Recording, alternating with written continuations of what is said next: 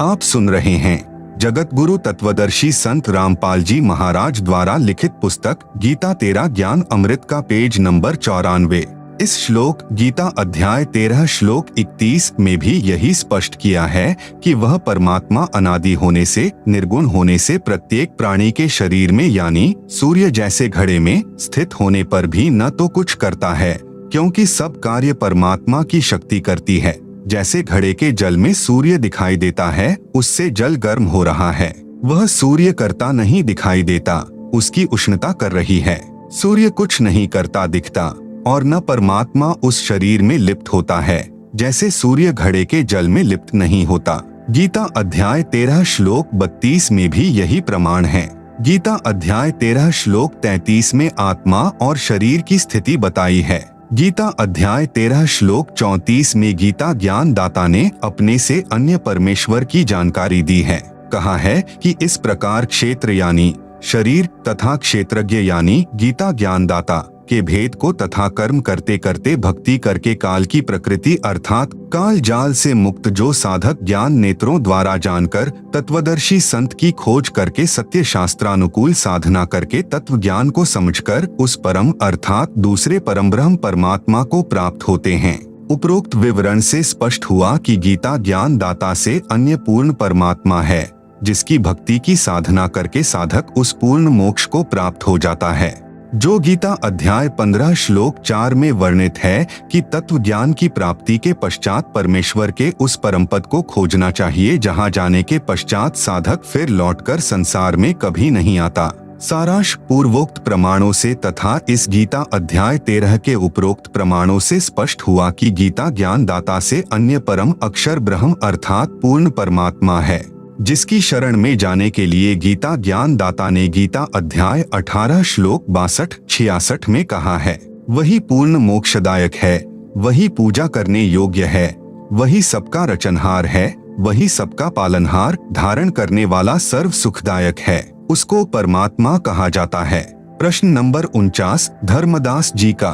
गीता अध्याय 4 श्लोक 6 में गीता ज्ञान दाता ने कहा है कि मैं अजन्मा और अविनाशी रूप होते हुए भी समस्त प्राणियों का ईश्वर होते हुए भी अपनी योग माया से प्रकट होता हूँ। इसमें श्री कृष्ण जी अपने आप को समस्त प्राणियों का अविनाशी ईश्वर कह रहे हैं। अपने को अजन्मा भी कहा है। उत्तर जिंदा परमेश्वर जी का। हे धर्मदास जी, गीता का ज्ञान काल ब्रह्म ने श्री कृष्ण जी के शरीर में प्रवेश करके कहा है। श्री कृष्ण जी की कोई भूमिका नहीं है। गीता ज्ञान दाता काल ब्रह्म है। गीता ज्ञान दाता ने कहा है कि जितने प्राणी मेरे 21 ब्रह्मांडों में मेरे अंतर्गत हैं, मैं उनका श्रेष्ठ प्रभु यानी ईश्वर हूँ।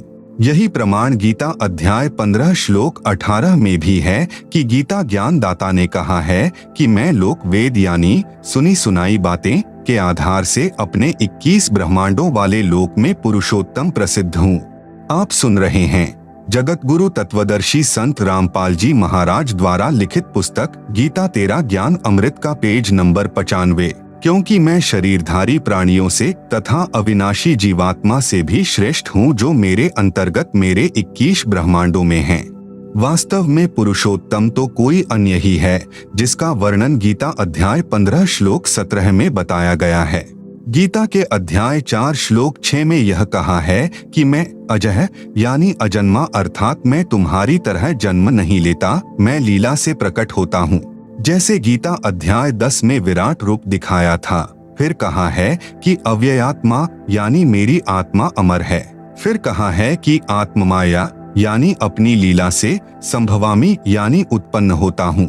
यहाँ पर उत्पन्न होने की बात है, क्योंकि यह काल ब्रह्म अक्षर पुरुष के एक युग के उपरांत मरता है। फिर उस समय एक ब्रह्मांड का विनाश हो जाता है। देखें प्रश्न 9 का उत्तर। फिर दूसरे ब्रह्मांड में सर्व जीवात्माएं चली जाती हैं। काल ब्रह्म की आत्मा भी चली जाती है। वहाँ इसको पुनः युवा शरीर प्राप्त होता है। इसी प्रकार देवी दुर्गा की मृत्यु होती है। फिर काल ब्रह्म के साथ ही इसको भी युवा शरीर प्राप्त होता है। यह परम अक्षर ब्रह्म यानी सत्य पुरुष का विधान है। तो फिर उस नए ब्रह्मांड में दोनों पति पत्नी रूप में नए रजगुण युक्त ब्रह्मा, सतगुण युक्त विष्णु तथा तमगुण युक्त शिव को उत्पन्न करते हैं। फिर उस ब्रह्मांड में सृष्टि क्रम प्रारंभ होता है। इस प्रकार इस काल ब्रह्म की मृत्यु तथा लीला से जन्म होता है। गीता अध्याय 4 श्लोक 9 में भी स्पष्ट है, जिसमें गीता ज्ञान दाता ने कहा है कि मेरे जन्म तथा कर्म अलौकिक हैं। वास्तव में यह नाशवान है। आत्मा सर्व प्राणियों की भी अमर है। आपके महामंडलेश्वरों आचार्यों तथा शंकराचार्यों को आध्यात्मिक ज्ञान बिल्कुल नहीं है, इसलिए अनमोल ग्रंथों को ठीक से न समझकर लोकवेद यानी दंत कथा सुनाते हैं। आप देखें, इस गीता अध्याय 4 श्लोक 5 में स्वयं कह रहा है कि हे अर्जुन, तेरे और मेरे बहुत जन्म हो चुके हैं, उन सबको मैं जानता हूँ, तू नहीं जानता। इसका अभिप्राय ऊपर स्पष्ट कर दिया है। संभवात का अर्थ उत्पन्न होना है। प्रमाण यजुर्वेद अध्याय 40 मंत्र 10 में भी कहा है कि कोई तो परमात्मा को संभवात यानी जन्म लेने वाला राम व कृष्ण की तरह मानता है, कोई असंभवात यानी उत्पन्न न होने वाला निराकार मानता है। अर्थात तत्वदर्शी संत जो सत्य ज्ञान बताते हैं उनसे सुनो, वे बताएंगे कि परमात्मा उत्पन्न होता है या नहीं। वास्तव में परमात्मा स्वयं भू है, वह कभी नहीं जन्मा है और न जन्मेगा। मृत्यु का तो प्रश्न ही नहीं। दूसरी ओर गीता ज्ञान दाता स्वयं कह रहा है कि मैं जन्मता और मरता हूँ, अविनाशी नहीं हूँ। अविनाशी तो परम अक्षर ब्रह्म है। प्रश्न नंबर 50 जिंदा बाबा परमेश्वर जी का। आप जी ने कहा है कि हम शूद्र को निकट भी नहीं बैठने देते, शुद्ध रहते हैं, इससे भक्ति में क्या हानि होती है? उत्तर धर्मदास जी का। शूद्र के छू लेने से भक्त अपवित्र हो जाता है, परमात्मा रुष्ट हो जाता है, आत्मग्लानि हो जाती है। मैं ऊंची जाति के वैश्य हूँ। आप सुन रहे हैं जगत गुरु तत्वदर्शी संत रामपाल जी महाराज द्वारा लिखित पुस्तक गीता तेरा ज्ञान अमृत का पेज नंबर 96 कथनी और करनी में अंतर। प्रश्न नंबर 51 धर्मदास जी का। हे जिंदा, यह तो सत्य ही है कि शूद्र से दूरी बनाए रखने से भक्त की पवित्रता बनी रहती है, क्या आप नहीं मानते? उत्तर बाबा जिंदा का। यह शिक्षा किसने दी? धर्मदास जी ने कहा, हमारे धर्मगुरु बताते हैं, आचार्य शंकराचार्य तथा ब्राह्मण बताते हैं। परमेश्वर कबीर जी ने धर्मदास को बताया। उस समय तक धर्मदास जी को ज्ञान नहीं था कि आपसे वार्ता करने वाला ही कबीर जुलाहा है, कि कबीर जुलाहा एक बार स्वामी रामानंद पंडित जी के साथ तोताद्रिक नामक स्थान पर सत्संग भंडारे में गया। वह स्वामी रामानंद जी का शिष्य है। सत्संग में मुख्य पंडित आचार्यों ने सत्संग में बताया कि भगवान राम ने शूद्र भीलनी के झूठे बेर खाए। भगवान तो समदर्शी थे, वे तो प्रेम से प्रसन्न होते हैं। भक्त को ऊंचे नीचे का अंतर नहीं देखना चाहिए, श्रद्धा देखी जाती है। लक्ष्मण ने सबरी को शूद्र जानकर ग्लानि करके बेर नहीं खाए, फेंक दिए। बाद में वे बेर संजीवन बूटी बने। रावण के साथ युद्ध में लक्ष्मण मूर्छित हो गया। तब हनुमान जी द्रोणागिरी पर्वत को उठाकर लाए, जिस पर संजीवन बूटी उन झूठे बेरों से उगी थी। उस बूटी को खाने से लक्ष्मण सचेत हुआ, जीवन रक्षा हुई। शबरी की भगवान के प्रति ऐसी श्रद्धा थी। किसी की श्रद्धा को ठेस नहीं पहुंचानी चाहिए। सत्संग के तुरंत बाद लंगर यानी भोजन भंडारा शुरू हुआ। पंडितों ने पहले ही योजना बना रखी थी कि स्वामी रामानंद ब्राह्मण के साथ शूद्र जुलाहा कबीर आया है। वह स्वामी रामानंद का शिष्य है। रामानंद जी के साथ खाना खाएगा। हम ब्राह्मणों का अपमान होगा, इसलिए 2 स्थानों पर लंगर शुरू कर दिया। जो पंडितों के लिए भंडार था, उसमें खाना खाने के लिए एक शर्त रखी कि जो पंडितों वाले भंडारे में खाना खाएगा, उसको वेदों के 4 मंत्र सुनाने होंगे। जो मंत्र नहीं सुना पाएगा, वह सामान्य भंडारे में भोजन खाएगा। उनको पता था कि कबीर जुलाहा काशी वाला तो अशिक्षित है, उसको वेद मंत्र कहाँ से याद हो सकते हैं। सब पंडित जी 4 वेद मंत्र सुनाकर पंडितों वाले भोजन भंडारे में प्रवेश कर रहे थे। पंक्ति लगी थी, उसी पंक्ति में कबीर जुलाहा यानी धानक भी खड़ा था। वेद मंत्र सुनाने की कबीर जी की बारी आई। थोड़ी दूरी पर एक भैंसा यानी झोटा घास चर रहा था। कबीर जी ने भैंसे को पुकारा, कहा कि हे भैंस पंडित, कृपया यहाँ आइएगा। भैंसा दौड़ा दौड़ा आया, कबीर जी के पास आकर खड़ा हो गया। कबीर जी ने भैंसे की कमर पर हाथ रखा और कहा कि हे विद्वान भैंसे, वेद के 4 मंत्र सुना। भैंसे ने नंबर 1 यजुर्वेद अध्याय 5 का मंत्र 32 सुनाया, जिसका भावार्थ भी बताया कि जो परम शांतिदायक यानी उसिग असी, जो पाप नाश कर सकता है यानी अंगारी, जो बंधनों का शत्रु अर्थात बंदी छोड़ है यानी बंभारी, वह कविरसी कबीर है। आप सुन रहे हैं जगत गुरु तत्वदर्शी संत रामपाल जी महाराज द्वारा लिखित पुस्तक गीता तेरा ज्ञान अमृत का पेज नंबर 97। स्वर ज्योति यानी स्वयं प्रकाशित अर्थात तेजोमय शरीर वाला, रिद्धामा यानी सत्यलोक वाला अर्थात वह सत्यलोक में निवास करता है। सम्राट यानी सब भगवानों का भी भगवान अर्थात सर्वशक्तिमान सम्राट यानी महाराजा है। नंबर 2 ऋग्वेद मंडल 9 सूक्त 86 मंत्र 26 सुनाया, जिसका भावार्थ है कि परमात्मा ऊपर के लोक से गति यानी प्रस्थान करके आता है, नेक आत्माओं को मिलता है, भक्ति करने वालों के संकट समाप्त करता है। वह कबीरदेव यानी कबीर परमेश्वर है। नंबर 3 ऋग्वेद मंडल 9 सूक्त 96 मंत्र 17 सुनाया, जिसका भावार्थ है कि कवियः यानी कबीर, कबीर परमात्मा स्वयं पृथ्वी पर प्रकट होकर तत्व ज्ञान प्रचार करता है। कबीरवाणी यानी कबीर वाणी कहलाती है। सत्य आध्यात्मिक ज्ञान तत्व ज्ञान को कबीर परमात्मा लोकोक्तियों, दोहों, शब्दों, चौपाइयों व कविताओं के रूप में पदों में कबीर वाणी द्वारा बोलकर सुनाता है।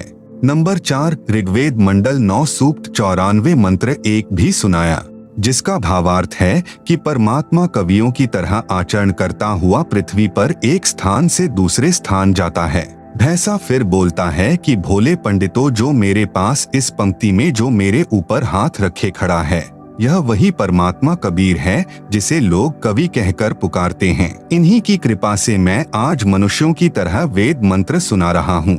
कबीर परमेश्वर जी ने कहा कि भैंसा पंडित, आप पंडितों वाले लंगर में प्रवेश करके भोजन ग्रहण करें। मैं तो शूद्र हूँ, अशिक्षित हूँ, इसलिए आम जनता के लिए लगे लंगर में भोजन करने जाता हूँ। उसी समय सर्व पंडित जो भैंसे को वेद मंत्र बोलते देखकर एकत्रित हो गए थे, कबीर जी के चरणों में गिर गए तथा अपनी भूल की क्षमा याचना की। परमेश्वर कबीर जी ने कहा, करनी तज कथनी कथे, अज्ञानी दिन रात कुकर ज्यों भौंकत फिरे सुनी सुनाई बात। सत्संग में तो कह रहे थे कि भगवान रामचंद्र जी ने शूद्र जाति की शबरी भीलनी के झूठे बेर रुचि रुचि खाए, कोई छुआछूत नहीं की और स्वयं को तुम परमात्मा से भी उत्तम मानते हो, कहते हो करते नहीं, एक दूसरे से सुनी सुनाई बात कुत्ते की तरह भौंकते रहते हो। सर्व उपस्थित पंडितों सहित हजारों की संख्या में कबीर जुलाहे के शिष्य बने, दीक्षा ली, शास्त्र विरुद्ध भक्ति त्याग कर शास्त्र विधि अनुसार भक्ति शुरू की, आत्म कल्याण कराया। हे धर्मदास, यही बात आप कह रहे हो कि हम शूद्र को पास भी नहीं बैठने देते। आप सुन रहे हैं जगत गुरु तत्वदर्शी संत रामपाल जी महाराज द्वारा लिखित पुस्तक गीता तेरा ज्ञान अमृत का पेज नंबर 98। धर्मदास बहुत शर्मसार हुआ, परंतु परमात्मा की शिक्षा को अपने ऊपर व्यंग्य समझकर खींच गया तथा कहा कि हे जिंदा, आपकी जली भूनी बातें अच्छी नहीं लगती, आपको बोलने की सभ्यता नहीं है, कहते हो कि कुत्ते की तरह सुनी सुनाई बातें तुम सब भौंकते फिरते हो। यह कहकर धर्मदास जी ने मुंह बना लिया, नाराजगी जाहिर की। परमात्मा जिंदा रूप में अंतर ध्यान हो गए। चौथी बार अंतर ध्यान हो गए तो धर्मदास का जीना मुश्किल हो गया, पछाड़ खा खा कर रोने लगा। उस दिन फिर वृंदावन में धर्मदास से परमात्मा की वार्ता हुई थी। इस प्रकार परमेश्वर कबीर जी कुल मिलाकर 6 बार अंतर ध्यान हुए, तब धर्मदास की अक्ल ठिकाने आई। वृंदावन मथुरा से चलकर धर्मदास रोता हुआ अपने गांव बांधवगढ़ की ओर वापस चल पड़ा। धर्मदास जी ने 6 महीनों का कार्यक्रम तीर्थों पर भ्रमण का बना रखा था। वह 15 दिन में ही वापस घर आ गया। गरीब दास जी ने अपनी अमृतवाणी में कहा है, तहाँ वहाँ रोवत है धर्मनी नागर, कहाँ गए मेरे सुख के सागर। अति वियोग हुआ हमसे ती, जैसे निर्धन की लुट जाए खेती। हम तो जाने तुम देह स्वरूपा, हमरी बुद्धि अंध गहर कूपा। कल्प करे और मन में रोवे, दशों दिशा को वो मग जो है। बेग मिलो कर हूँ अपघाता, मैं ना जीवू सुनो विधाता। जब धर्मदास जी बांधवगढ़ पहुँचा, उस समय बहुत रो रहा था। घर में प्रवेश करके मुंह के बल गिरकर फूट फूट कर रोने लगा। उसकी पत्नी का नाम आमिनी देवी था। अपने पति को रोते देखकर तथा समय से पूर्व वापस लौटा देखकर मन मन में विचार किया कि लगता है भक्त जी को किसी ने लूट लिया है। धन न रहने के कारण वापस लौट आया है। धर्मदास जी के पास बैठकर अपने हाथों आंसू पोंछती हुई बोली, क्यों कच्चा मन कर रहे हो?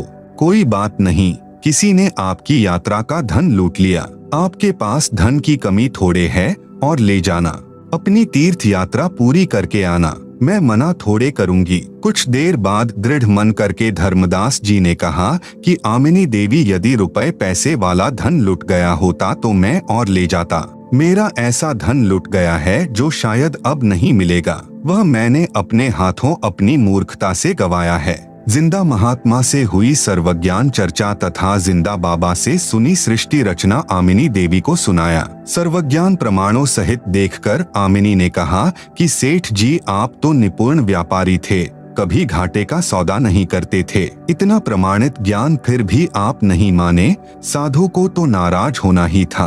कितनी बार आपको मिले बच्चे की तरह समझाया, आपने उस दाता को क्यों ठुकराया? धर्मदास ने कहा, आमिनी, जीवन में पहली बार हानि का सौदा किया है। यह हानि अब पूर्ति नहीं हो पावेगी। आप सुन रहे हैं जगत गुरु तत्वदर्शी संत रामपाल जी महाराज द्वारा लिखित पुस्तक गीता तेरा ज्ञान अमृत का पेज नंबर 99। वह धन नहीं मिला तो मैं जीवित नहीं रह पाऊंगा। धर्मदास जी को सतलोक में ले जाना। 6 महीने तक परमेश्वर जिंदा नहीं आए। धर्मदास रो रो अकुलाए, खाना नाम मात्र रह गया। दिन में कई बार घंटों रोना, शरीर सूखकर कांटा हो गया। एक दिन धर्मदास जी से आमिनी देवी ने पूछा कि हे स्वामी, आपकी यह हालत मुझसे देखी नहीं जा रही है। आप विश्वास रखो, जब पहले कितनी बार आए हैं तो अब की बार भी आएंगे। धर्मदास ने कहा कि इतना समय पहले कभी नहीं लगाया। लगता है मुझ पापी से बहुत नाराज हो गए हैं। बात भी नाराजगी की है। मैं महामूर्ख हूँ आमिनी देवी, अब मुझे उनकी कीमत का पता चला है। भोले भाले नजर आते हैं, वे परमात्मा के विशेष कृपा पात्र हैं। इतना ज्ञान देखा न सुना। आमिनी ने पूछा कि उन्होंने बताया हो कि वे कैसे कैसे मिलते हैं, कहाँ कहाँ जाते हैं? धर्मदास जी ने कहा कि वे कह रहे थे कि मैं वहाँ अवश्य जाता हूँ जहाँ पर धर्म भंडारे यानी लंगर होते हैं, वहाँ लोगों को ज्ञान समझाता हूँ।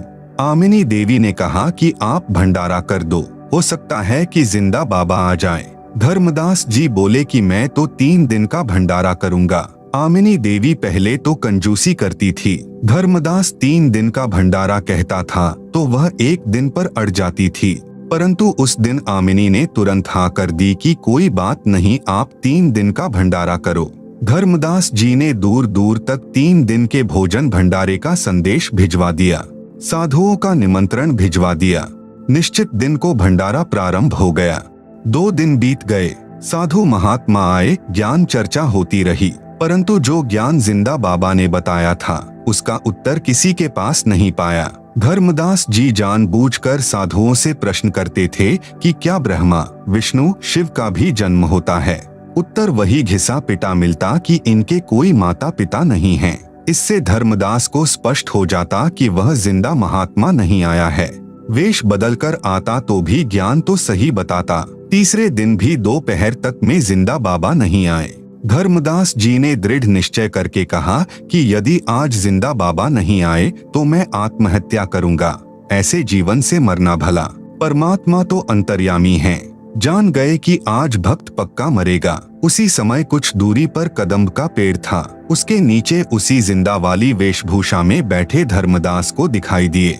धर्मदास दौड़कर गया, ध्यानपूर्वक देखा, जिंदा महात्मा के गले से लग गया, अपनी गलती की क्षमा मांगी, कभी ऐसी गलती न करने का बार बार वचन किया। तब परमात्मा धर्मदास के घर में गए। आमिनी तथा धर्मदास दोनों ने बहुत सेवा की, दोनों ने दीक्षा ली। आप सुन रहे हैं जगत गुरु तत्वदर्शी संत रामपाल जी महाराज द्वारा लिखित पुस्तक गीता तेरा ज्ञान अमृत का पेज नंबर 100। परमात्मा ने जिंदा रूप में उनको प्रथम मंत्र की दीक्षा दी। कुछ दिन परमेश्वर उनके बाग में रहे। फिर एक दिन धर्मदास ने ऐसी ही गलती कर दी, परमात्मा अचानक गायब हो गए। धर्मदास जी ने अपनी गलती को घना यानी बहुत महसूस किया। खाना पीना त्याग दिया, प्रतिज्ञा कर ली कि जब तक दर्शन नहीं दोगे पीना खाना बंद। धर्मदास शरीर से बहुत दुर्बल हो गए। उठा बैठा भी नहीं जाता था। छठे दिन परमात्मा आए, धर्मदास को अपने हाथों उठाकर गले से लगाया, अपने हाथों खाना खिलाया। धर्मदास ने पहले चरण धोकर चरणामृत लिया, फिर ज्ञान चर्चा शुरू हुई। धर्मदास जी ने पूछा कि आप जी को इतना ज्ञान कैसे हुआ? परमेश्वर जी ने कहा कि मुझे सतगुरु मिले हैं, वे काशी शहर में रहते हैं, उनका नाम कबीर है, वे तो स्वयं परमेश्वर हैं, सतगुरु का रूप बनाकर लीला कर रहे हैं, जुलाहे का कार्य करते हैं। उन्होंने मुझे सतलोक दिखाया, वह लोक सबसे न्यारा है, वहाँ जो सुख है वह स्वर्ग में भी नहीं है। सदाबहार फलदार वृक्ष, सुंदर बाग, दूध की नदियाँ बहती हैं, सुंदर नर नारी रहते हैं, वे कभी वृद्ध नहीं होते, कभी मृत्यु नहीं होती। जो सतगुरु से तत्व ज्ञान सुनकर सत्य नाम की प्राप्ति करके भक्ति करता है वह उस परमधाम को प्राप्त करता है। इसी का वर्णन गीता अध्याय 15 श्लोक 4 में भी है। धर्मदास जी ने हठ करके कहा कि हे महाराज, मुझे वह अमर लोक दिखाने की कृपा करें ताकि मेरा विश्वास दृढ़ हो। परमेश्वर जी ने कहा कि आप भक्ति करो, जब शरीर त्याग कर जाएगा तो उस लोक को प्राप्त करेगा। धर्मदास जी के अधिक आग्रह करने पर परमेश्वर जिंदा ने कहा कि चलो आपको सत्यलोक ले चलता हूँ। धर्मदास की आत्मा को निकालकर ऊपर सत्यलोक में ले गए। परमेश्वर के दरबार के द्वार पर एक संतरी खड़ा था। जिंदा बाबा के रूप में खड़े परमेश्वर ने द्वारपाल से कहा कि धर्मदास को परमेश्वर के दर्शन कराकर लाओ। द्वारपाल ने एक अन्य हंस, सतलोक में भक्त को हंस कहते हैं, से कहा कि धर्मदास को परमेश्वर के सिंहासन के पास ले जाओ, सत्यपुरुष के दर्शन कराकर लाओ। वहाँ पर बहुत सारे हंस यानी भक्त तथा हंसनी यानी नारी भक्तमती इकट्ठे होकर नाचते गाते धर्मदास जी को सम्मान के साथ लेकर चले। सब हंसों तथा नारियों ने गले में सुंदर मालाएं पहन रखी थी। उनके शरीर का प्रकाश 16 सूर्यों के समान था। जब धर्मदास जी ने तख्त यानी सिंहासन पर बैठे सत्य पुरुष जी को देखा तो वही स्वरूप था जो धरती पर जिंदा बाबा के रूप में था, परंतु यहाँ पर परमेश्वर के एक रोम यानी शरीर के बाल का प्रकाश करोड़ सूर्यों तथा करोड़ चंद्रमा के प्रकाश से भी कहीं अधिक था। जिंदा रूप में नीचे से गए परमात्मा तख्त पर विराजमान अपने ही दूसरे स्वरूप पर चवर करने लगा। धर्मदास ने सोचा कि जिंदा तो इस परमेश्वर का सेवक होगा, परंतु सूरत मिलती जुलती है। कुछ देर में तख्त पर बैठा परमात्मा खड़ा हुआ तथा जिंदा सिंहासन पर बैठ गया। आप सुन रहे हैं जगत गुरु तत्वदर्शी संत रामपाल जी महाराज द्वारा लिखित पुस्तक गीता तेरा ज्ञान अमृत का पेज नंबर 101। तेजोमय शरीर वाले प्रभु जिंदा के शरीर में समा गया। धर्मदास शर्म के मारे पानी पानी हो गया। अपने आप को कोसने लगा कि मैं कैसा दुष्ट हूँ, मैंने परमेश्वर को कितना दुखी किया, कितना अपमानित किया। मुझे वहाँ विश्वास नहीं हुआ। जब दर्शन कराकर सतलोक के भक्त वापस लाए, 3 दिन तक परमात्मा के सत्यलोक में रहा। उधर से धर्मदास को 3 दिन से अचेत देखकर घर, गांव तथा रिश्तेदार व मित्र बांधवगढ़ में धर्मदास जी के घर पर इकट्ठे हो गए। कोई झाड़ फूंक करा रहा था, कोई वैद्य से उपचार करा रहा था, परंतु सब उपाय व्यर्थ हो चुके थे। किसी को आशा नहीं रही थी कि धर्मदास जिंदा हो जाएगा। तीसरे दिन परमात्मा ने उसकी आत्मा को शरीर में प्रवेश कर दिया। धर्मदास जी को उस बाग से उठाकर घर ले गए थे, जहां से परमात्मा उसको सत्यलोक लेकर गए थे। धर्मदास सचेत हो गया था। धर्मदास जी सचेत होते ही उस बाग में उसी स्थान पर गए तो वही परमात्मा जिंदा बाबा के रूप में बैठे थे। धर्मदास जी चरणों में गिर गए और कहने लगे, हे प्रभु, मुझ अज्ञानी को क्षमा करो प्रभु, अवगुण मेरे बाप जी, बख्सो गरीब निवाज, जो मैं पूत कुपुत हूँ, बहुर पिता को लाज। मुझे विश्वास नहीं हो रहा था कि आप परमात्मा हैं, आप परम अक्षर ब्रह्म हैं। कभी कभी आत्मा तो कहती थी कि पूर्ण ब्रह्म के बिना ऐसा ज्ञान पृथ्वी पर कौन सुना सकता है, परंतु मन तुरंत विपरीत विचार खड़े कर देता था। हे सत्य पुरुष, आपने अपने शरीर की वह शोभा जो सत्यलोक में है, यहाँ क्यों प्रकट नहीं कर रखी? परमेश्वर जी ने कहा कि धर्मदास, यदि मैं उसी प्रकाश युक्त शरीर से इस काल लोक में आ जाऊं तो क्षर पुरुष ज्योति निरंजन भी इसी को कहते हैं, व्याकुल हो जाए। मैं अपना सर्व कार्य गुप्त करता हूँ। यह मुझे एक सिद्धि वाला संत मानता है, लेकिन इसको यह नहीं मालूम कि मैं कहाँ से आया हूँ, कौन हूँ, परमेश्वर ने धर्मदास से प्रश्न किया कि आपको कैसा लगा मेरा देश। धर्मदास बोले कि हे परमेश्वर, इस संसार में अब मन नहीं लग रहा। उस पवित्र स्थान के सामने तो यह काल का संपूर्ण लोक 21 ब्रह्मांडों का क्षेत्र नरक के समान लग रहा है। जन्म मरण यहाँ का अटल विधान है। 84 लाख प्रकार के प्राणियों के जीवन भोगना भी अनिवार्य है। प्रत्येक प्राणी इसी आशा को लेकर जीवित है कि अभी नहीं मरूंगा, परंतु फिर भी कभी भी मृत्यु को प्राप्त हो जाता है।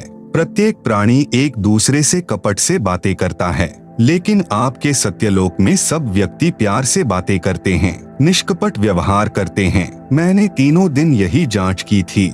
यदि धर्मदास जी अपने घर पर उपस्थित स्वजनों को न देखते जो उसके अचेत होने के साक्षी थे, तो समझते कि कोई स्वप्न देखा होगा। आप सुन रहे हैं जगत गुरु तत्वदर्शी संत रामपाल जी महाराज द्वारा लिखित पुस्तक गीता तेरा ज्ञान अमृत का पेज नंबर 102। परंतु अब दृढ़ निश्चय हो गया था।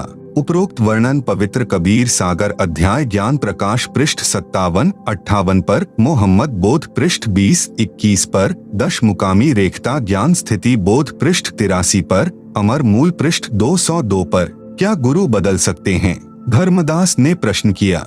प्रश्न नंबर 52 धर्मदास जी का। हे प्रभु, क्या गुरु बदल सकते हैं? सुना है संतों से कि गुरु नहीं बदलना चाहिए। गुरु एक, ज्ञान अनेक। उत्तर सत्य पुरुष का। जब तक गुरु मिले नहीं साचा, तब तक गुरु करो 10 पांचा।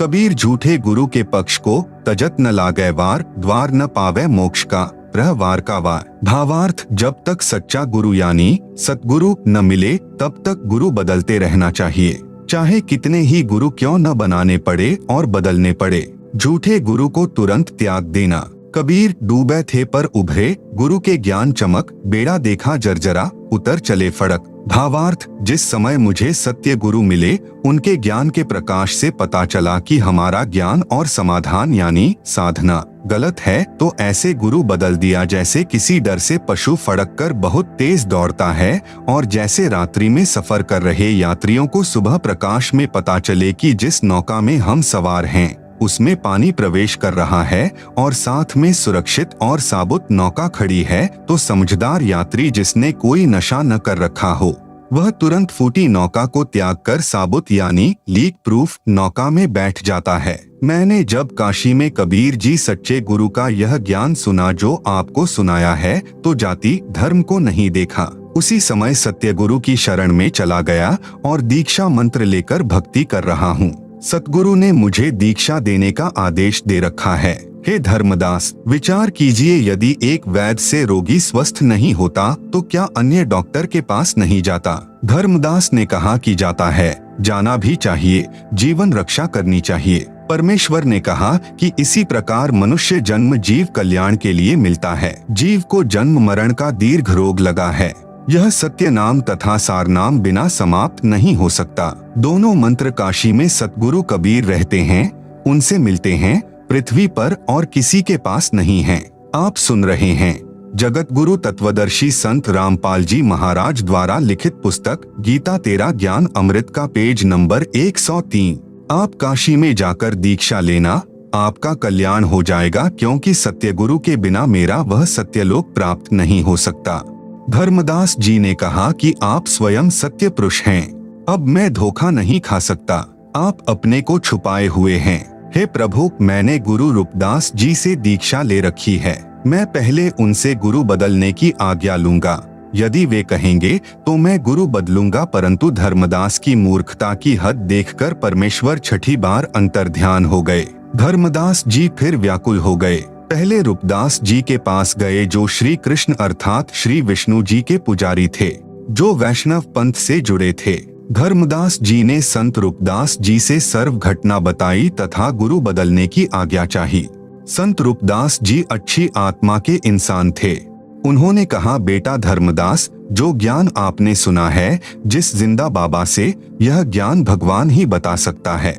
मेरी तो आयु अधिक हो गई है, मैं तो इस मार्ग को त्याग नहीं सकता। आपकी इच्छा है तो आप उस महात्मा से दीक्षा ले सकते हो। तब धर्मदास जी काशी में गए। वहाँ पर कबीर जुलाहे की झोंपड़ी का पता किया। वहाँ कपड़ा बुनने का कार्य करते कबीर परमेश्वर को देखकर आश्चर्य का ठिकाना नहीं रहा। खुशी भी अपार हुई कि सतगुरु तथा परमेश्वर यही है। तब उनसे दीक्षा ली और अपना कल्याण कराया। कबीर परमेश्वर जी ने धर्मदास जी को फिर 2 अक्षर, जिसमें एक ओम मंत्र है तथा दूसरा तत् जो सांकेतिक है, का सत्य नाम दिया। फिर सार नाम देकर सतलोक का वासी किया। कलयुग में परमात्मा अन्य निम्न अच्छी आत्माओं यानी दृढ़ भक्तों को मिले। नंबर 2 संत मलूक दास अरोड़ा जी को मिले। नंबर 3 संत दादू दास जी आमेर राजस्थान वाले को मिले। नंबर 4 संत नानक देव जी को सुल्तानपुर शहर के पास बह रही बेई नदी पर मिले, जहां गुरु द्वारा सच्चखंड साहिब यादगार रूप में बना है। नंबर 5 संत गरीब दास जी गांव छुड़ानी जिला झज्जर हरियाणा वाले को मिले, उस स्थान पर वर्तमान में यादगार बनी हुई है। संत गरीब दास जी 10 वर्ष के बच्चे थे। अपने ही खेतों में अन्य कई ग्वालों के संग गौएं चराने जाया करते थे। परमेश्वर जिंदा बाबा के रूप में सत्यलोक यानी सच्चखंड से चलकर आए। यह लोक सर्व भवनों के ऊपर ही जहां परमात्मा रहते हैं। संत गरीब दास जी की आत्मा को ऊपर अपने लोक में परमेश्वर लेकर गए। बच्चे को मृत जानकर शाम को चिता पर रखकर अंतिम संस्कार करने वाले थे। तत्काल परमात्मा ने संत गरीबदास जी की आत्मा को ऊपर ब्रह्मांडों का भ्रमण कराकर सत्य ज्ञान बताकर शरीर में प्रवेश कर दिया। बालक जीवित हो गया। यह घटना फाल्गुन शुदी द्वादशी संवत 1784 सन 1727 की है। आप सुन रहे हैं जगत गुरु तत्वदर्शी संत रामपाल जी महाराज द्वारा लिखित पुस्तक गीता तेरा ज्ञान अमृत का पेज नंबर 104। संत गरीब दास जी को परमात्मा ने तत्व ज्ञान प्रदान किया, उनका ज्ञान योग खोल दिया, जिस कारण से संत गरीब दास जी ने 24,000 वाणी बोली जो संत गोपाल दास जी द्वारा लिखी गई। उन अमृतवाणियों को छपवाकर ग्रंथ रूप दे दिया है। यह दास यानी संत रामपाल दास उसी से सत्संग किया करता है। संत गरीब दास जी ने अमृत वाणी में कहा है, गरीब हम सुल्तानी नानक तारे दादू को उपदेश दिया, जाति जुलाहा भेद ना पाया, काशी माहे कबीर हुआ। गरीब अनंत कोटि ब्रह्मांड का एक रति नहीं भार, सतगुरु पुरुष कबीर हैं कुल के सिरजनहार। भावार्थ संत गरीब दास जी ने परमात्मा से प्राप्त दिव्य दृष्टि से देखकर भूत भविष्य का ज्ञान कहा है। बताया है कि जो काशी नगर उत्तर प्रदेश में जुलाहा कबीर जी थे, वे सर्व ब्रह्मांडों के सृजनहार हैं। सर्व ब्रह्मांडों को अपनी शक्ति से ठहराया है। परमेश्वर कबीर जी पर उनका कोई भार नहीं है। जैसे वैज्ञानिकों ने हवाई जहाज रॉकेट बनाकर उड़ा दिए, स्वयं भी बैठकर यात्रा करते हैं। इस प्रकार संत गरीब दास जी ने परमेश्वर जी को आंखों देखकर उनकी महिमा बताई है। नंबर 6 संत घीसा दास जी गांव खेखड़ा जिला बागपत उत्तर प्रदेश को मिले थे। पुस्तक विस्तार को मद्देनजर रखते हुए अधिक विस्तार नहीं कर रहा हूं। अधिक जानकारी के लिए www.jagatgururampalji.org से खोलकर अधिक ज्ञान ग्रहण कर सकते हैं। वेद मंत्रों की फोटोकॉपी दी गई है, जिसे आप पुस्तक में देख सकते हैं। प्रमाण ऋग्वेद मंडल नंबर 9 सूक्त 86 मंत्र 26 से 27।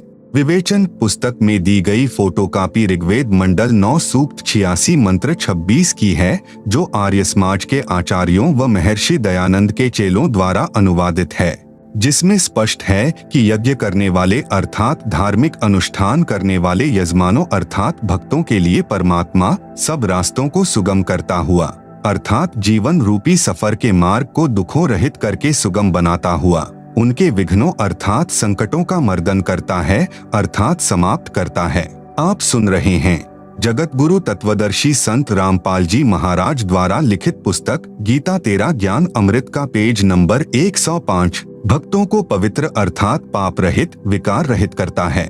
जैसा कि अगले मंत्र 27 में कहा है कि जो परमात्मा धुलोक अर्थात सत्यलोक के तीसरे पृष्ठ पर विराजमान है, वहाँ पर परमात्मा के शरीर का प्रकाश बहुत अधिक है।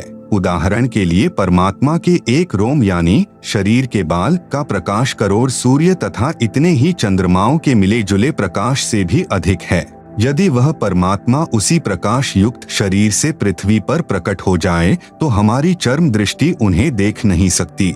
जैसे उल्लू पक्षी दिन में सूर्य के प्रकाश के कारण कुछ भी नहीं देख पाता है, यही दशा मनुष्यों की हो जाए। इसलिए वह परमात्मा अपने रूप अर्थात शरीर के प्रकाश को सरल करता हुआ उस स्थान से जहाँ परमात्मा ऊपर रहता है वहाँ से गति करके बिजली के समान क्रीड़ा अर्थात लीला करता हुआ चलकर आता है, श्रेष्ठ पुरुषों को मिलता है। यह भी स्पष्ट है कि आप कवियः अर्थात कबीरदेव हैं। हम उन्हें कबीर साहेब कहते हैं।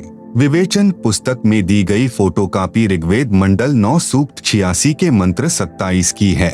इसमें स्पष्ट है कि परमात्मा धुलोक अर्थात अमर लोक के तीसरे पृष्ठ अर्थात भाग पर विराजमान है। सत्यलोक अर्थात शाश्वत स्थान के 3 भाग हैं। एक भाग में वन पहाड़ झरने बाग बगीचे आदि हैं। यह बाह्य भाग है अर्थात बाहरी भाग है। जैसे भारत की राजधानी दिल्ली भी 3 भागों में बंटी है। बाहरी दिल्ली जिसमें गांव खेत खलिहान और नहरें हैं, दूसरा बाजार बना है, तीसरा संसद भवन तथा कार्यालय हैं। इसके पश्चात धुलोक में बस्तियां हैं। सपरिवार मोक्ष प्राप्त हंसात्माएं रहती हैं। पृथ्वी पर जैसे भक्त को भक्तात्मा कहते हैं, इसी प्रकार सत्यलोक में हंसात्मा कहलाते हैं। तीसरे भाग में सर्वोपरि परमात्मा का सिंहासन है। आप सुन रहे हैं जगत गुरु तत्वदर्शी संत रामपाल जी महाराज द्वारा लिखित पुस्तक गीता तेरा ज्ञान अमृत का पेज नंबर 106। उसके आसपास केवल नर आत्माएं रहती हैं। वहाँ स्त्री पुरुष का जोड़ा नहीं है। वे यदि अपना परिवार चाहते हैं तो शब्द यानी वचन से केवल पुत्र उत्पन्न कर लेते हैं। इस प्रकार शाश्वत स्थान अर्थात सत्यलोक 3 भागों में परमात्मा ने बांट रखा है। वहाँ यानी सत्यलोक में प्रत्येक स्थान पर रहने वालों में वृद्धावस्था नहीं है, वहाँ मृत्यु नहीं है। इसीलिए गीता अध्याय 7 श्लोक 29 में कहा है कि जो जरा अर्थात वृद्ध अवस्था तथा मरण अर्थात मृत्यु से छूटने का प्रयत्न करते हैं वे तत् ब्रह्म अर्थात परम अक्षर ब्रह्म को जानते हैं। सत्यलोक में सत्य पुरुष रहता है, वहाँ पर जरा मरण नहीं है। बच्चे युवा होकर सदा युवा रहते हैं। प्रमाण के लिए ऋग्वेद मंडल नंबर 9 सूक्त 82 मंत्र 1 से 2 का फोटो कॉपी देखें जिसे पुस्तक में दिया गया है। विवेचन पुस्तक में दी गई ऋग्वेद मंडल 9 सूक्त 82 मंत्र 1 से 2 की फोटो कॉपी है। यह अनुवाद महर्षि दयानंद जी के दिशा निर्देश से उन्हीं के चेलों ने किया है और सार्वदेशिक आर्य प्रतिनिधि सभा दिल्ली से प्रकाशित है। आप सुन रहे हैं जगत गुरु तत्वदर्शी संत रामपाल जी महाराज द्वारा लिखित पुस्तक गीता तेरा ज्ञान अमृत का पेज नंबर 107। इनमें स्पष्ट है कि मंत्र 1 में कहा है सर्व की उत्पत्ति करने वाला परमात्मा तेजोमय शरीर युक्त है, पापों को नाश करने वाला और सुखों की वर्षा करने वाला अर्थात सुखों की झड़ी लगाने वाला है। वह ऊपर सत्यलोक में सिंहासन पर बैठा है जो देखने में राजा के समान है।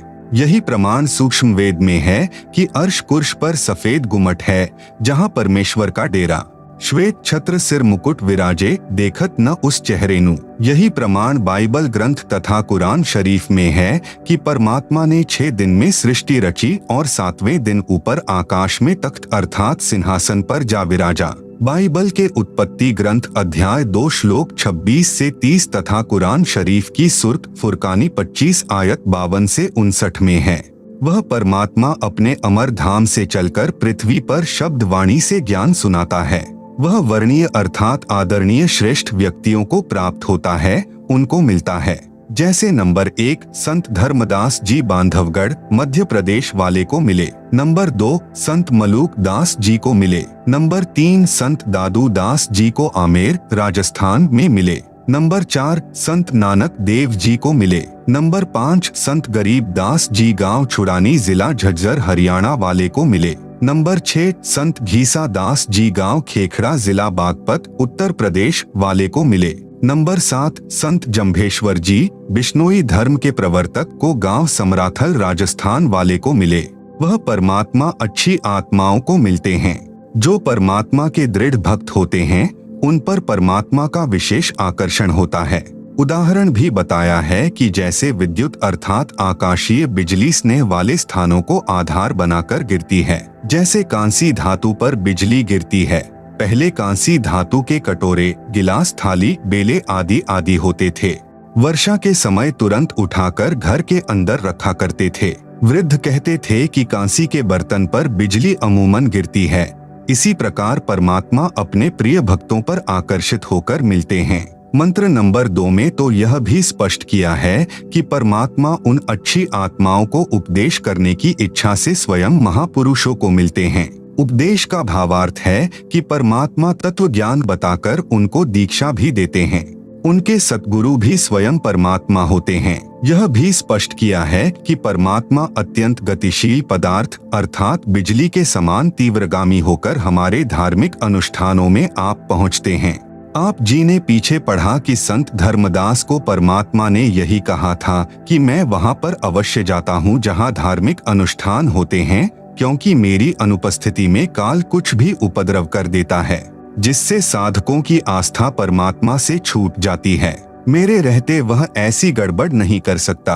आप सुन रहे हैं जगत गुरु तत्वदर्शी संत रामपाल जी महाराज द्वारा लिखित पुस्तक गीता तेरा ज्ञान अमृत का पेज नंबर 108। इसीलिए गीता अध्याय 3 श्लोक 15 में कहा है कि वह अविनाशी परमात्मा जिसने ब्रह्म को भी उत्पन्न किया सदा ही यज्ञों में प्रतिष्ठित है, अर्थात धार्मिक अनुष्ठानों में उसी को इष्ट रूप में मानकर आरती स्तुति करनी चाहिए। इस ऋग्वेद मंडल 9 सूक्त 82 मंत्र 2 में यह भी स्पष्ट किया है कि आप कविर्वेधस्य यानी कविर्देव है, जो सर्व को उपदेश देने की इच्छा से आते हो। आप पवित्र परमात्मा हैं।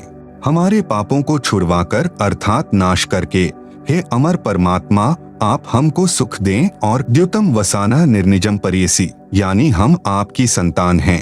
हमारे प्रति वह वात्सल्य वाला प्रेम भाव उत्पन्न करते हुए उसी निर्निजम यानी सुंदर रूप को परियासी यानी उत्पन्न करें, अर्थात हमारे को अपने बच्चे जानकर जैसे पहले और जब चाहें तब आप अपनी प्यारी आत्माओं को प्रकट होकर मिलते हैं, उसी तरह हमें भी दर्शन दें। प्रमाण के लिए ऋग्वेद मंडल नंबर 9 सूक्त 96 मंत्र 16 से 20 का फोटो कॉपी देखें, जिसे पुस्तक में दिया गया है। ऋग्वेद मंडल 9 सूक्त 96 के मंत्र 16 में कहा है कि हे परमात्मन आप अपने श्रेष्ठ गुप्त नाम का ज्ञान कराएं। उस नाम को मंत्र 17 में बताया है कि वह कविया यानी कविर्देव है। आप सुन रहे हैं जगत गुरु तत्वदर्शी संत रामपाल जी महाराज द्वारा लिखित पुस्तक गीता तेरा ज्ञान अमृत का पेज नंबर 109 मंत्र नंबर 17 की केवल हिंदी शिशुम जज्ञानम हरियंतम यानी परमेश्वर जानबूझकर तत्व ज्ञान बताने के उद्देश्य से शिशु रूप में प्रकट होता है। उनके ज्ञान को सुनकर मरुतो गणेन यानी भक्तों का बहुत बड़ा समूह उस परमात्मा का अनुयायी बन जाता है। मृजंती शुमयंती वहिन वह ज्ञान बुद्धिजीवी लोगों को समझ आता है। वे उस परमेश्वर की स्तुति भक्ति तत्व ज्ञान के आधार से करते हैं। वह भक्ति वहिन यानी शीघ्र लाभ देने वाली होती है।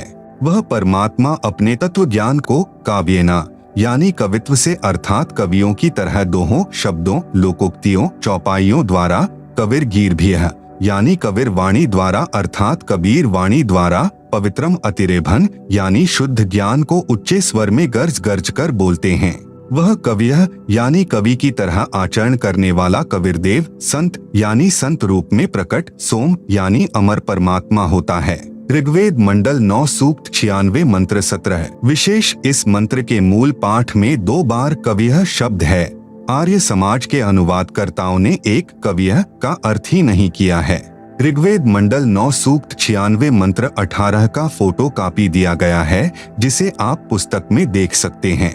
विवेचन पुस्तक में दी गई ऋग्वेद मंडल 9 सूक्त 96 मंत्र 18 की फोटो कॉपी है, जिसका अनुवाद महर्षि दयानंद जी के अनुयायियों ने किया है। सार्वदेशिक आर्य प्रतिनिधि सभा दिल्ली द्वारा अनुवादित है। इस पर विवेचन करते हैं। इसके अनुवाद में भी बहुत सी गलतियां हैं जो आर्य समाज के आचार्यों ने की है। हम संस्कृत भी समझ सकते हैं। विवेचन करता हूँ तथा यथार्थ अनुवाद व भावार्थ स्पष्ट करता हूँ। मंत्र 17 में कहा है कि ऋषि या संत रूप में प्रकट होकर परमात्मा अमृतवाणी अपने मुख कमल से बोलता है और उस ज्ञान को समझकर अनेकों अनुयायियों का समूह बन जाता है। यह यानी जो वाणी परमात्मा तत्व ज्ञान की सुनाता है वे ऋषिकृत यानी ऋषि रूप में प्रकट परमात्मा कृत सहस्रणीय यानी हजारों वाणियां अर्थात कबीर वाणियां ऋषि मना यानी ऋषि स्वभाव वाले भक्तों के लिए स्वर्शाह यानी आनंददायक होती हैं। आप सुन रहे हैं जगत गुरु तत्वदर्शी संत रामपाल जी महाराज द्वारा लिखित पुस्तक गीता तेरा ज्ञान अमृत का पेज नंबर 110 कविनाम पदवीय यानी कवित्व से दोहों चौपाइयों में वाणी बोलने के कारण वह परमात्मा प्रसिद्ध कवियों में से एक कवि की भी पदवी प्राप्त करता है।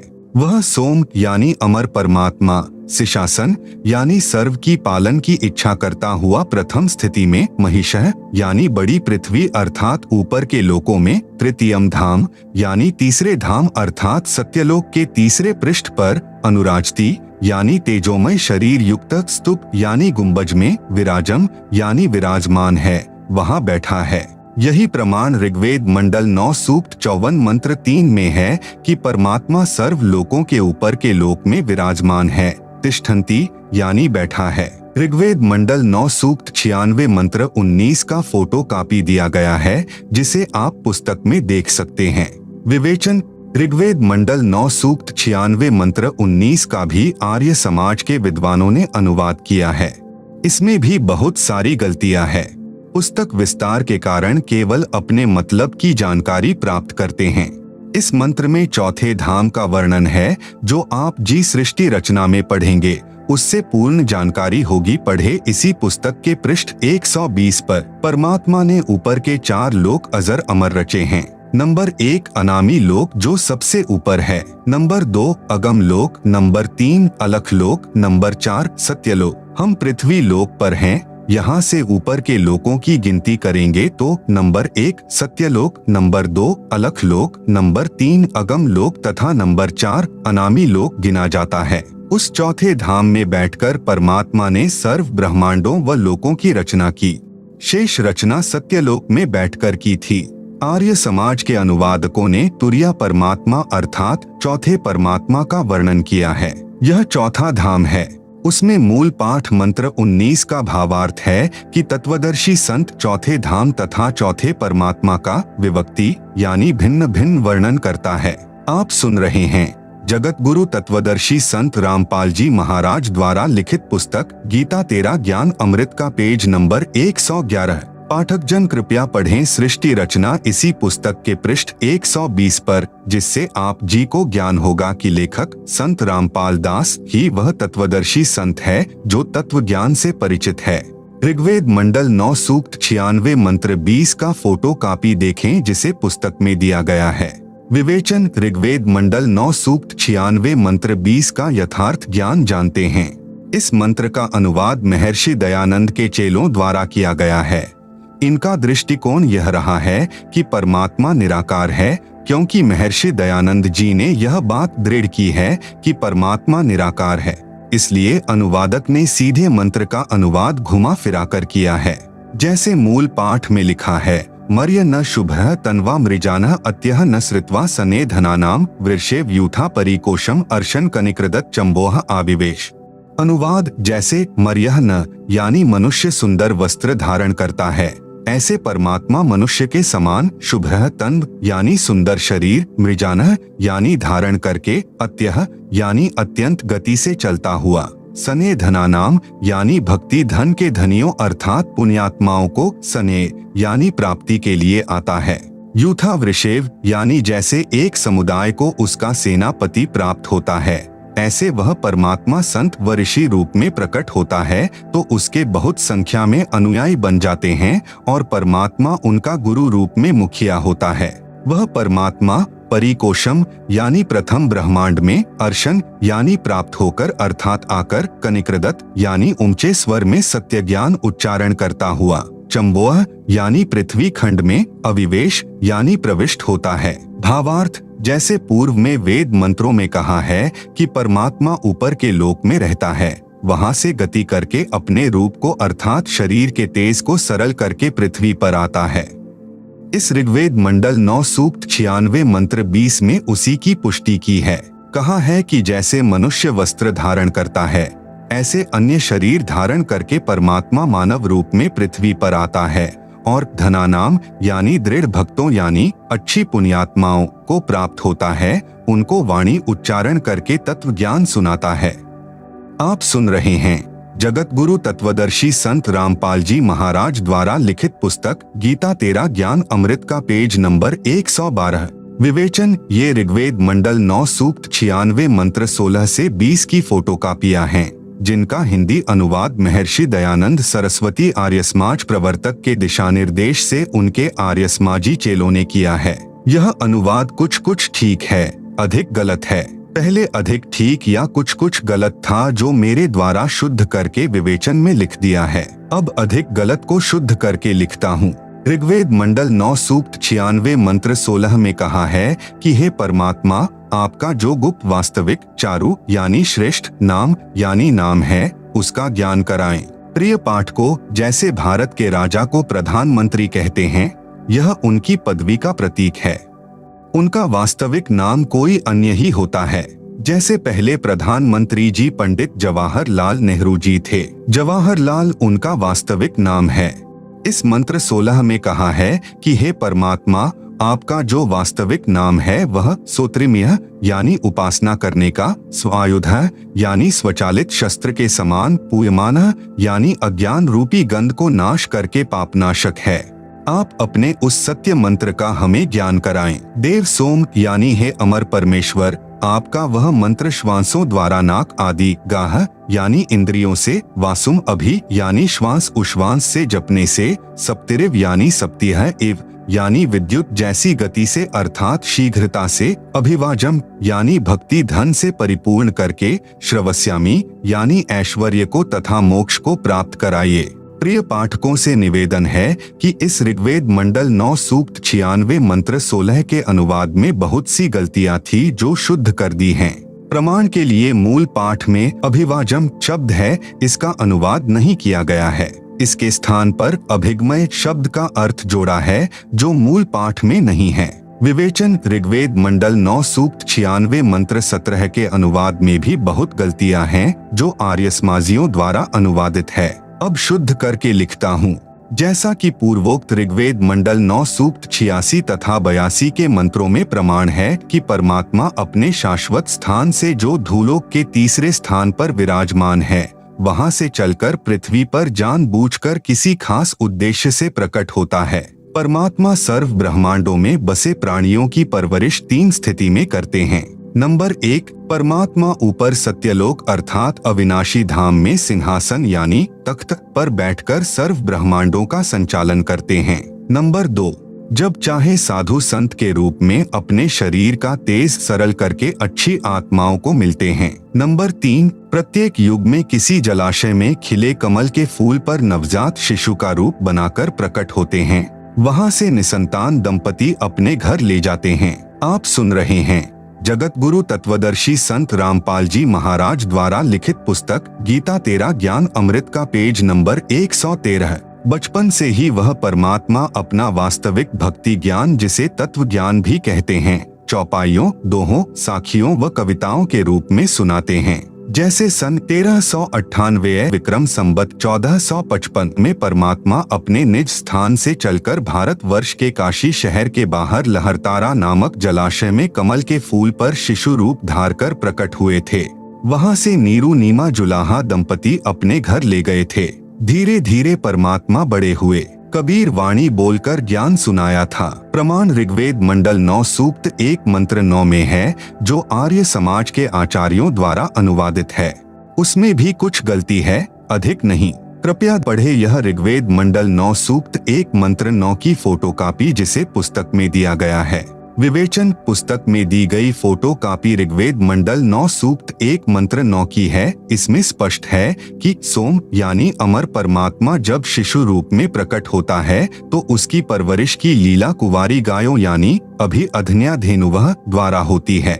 यही प्रमाण कबीर सागर के अध्याय ज्ञान प्रकाश में है कि जिस परमेश्वर कबीर जी को नीरू नीमा अपने घर ले गए, तब शिशु रूपधारी परमात्मा ने न अन्न खाया न दूध पिया। फिर स्वामी रामानंद जी के बताने पर एक कुंवारी गाय अर्थात एक बछिया नीरू लाया। उसने तत्काल दूध दिया। उस कुंवारी गाय के दूध से परमेश्वर की परवरिश की लीला हुई थी। कबीर सागर लगभग 600 वर्ष पहले का लिखा हुआ है। ऋग्वेद मंडल 9 सूक्त 1 मंत्र 9 के अनुवाद में कुछ गलती की है। जैसे अभिअधन्या का अर्थ अहिंसनीय कर दिया, जो गलत है। हरियाणा प्रांत के जिला रोहतक में गांव धनाना में लेखक का जन्म हुआ, जो वर्तमान में जिला सोनीपत में है।